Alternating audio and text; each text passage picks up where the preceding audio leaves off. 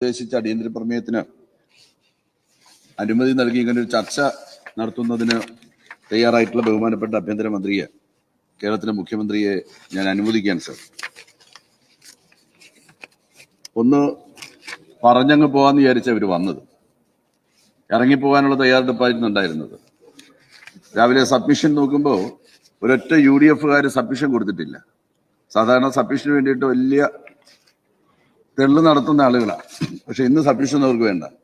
രാവിലെ കക്ഷി നേതാക്കന്മാരെല്ലാം കൂടെ സംസാരിച്ച് പ്രതിപക്ഷ നേതാവിന്റെ ഒരു ദീർഘമായ പ്രസംഗമൊക്കെ നടത്തി ഇറങ്ങിപ്പോയി അപ്പുറത്ത് പ്രസ് റൂമിൽ പോയി ഒരു പത്രസമ്മേളനം കൂടെ നടത്തി അങ്ങ് അവസാനിപ്പിക്കാം എന്നുള്ള ഒരു രീതിയായിരുന്നു അവർക്ക് ഉണ്ടായിരുന്നത്. അത് ചീറിപ്പോയി.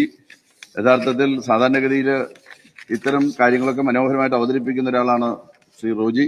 റോജിയുടെ ഇന്നത്തെ അവതരണവും അത്ര ഏറ്റില്ല, നനഞ്ഞ വടക്കം പോലെ ആയിപ്പോയി എന്നുള്ളത് വളരെ സങ്കടത്തോടു കൂടി ഞാൻ കാണുകയാണ്.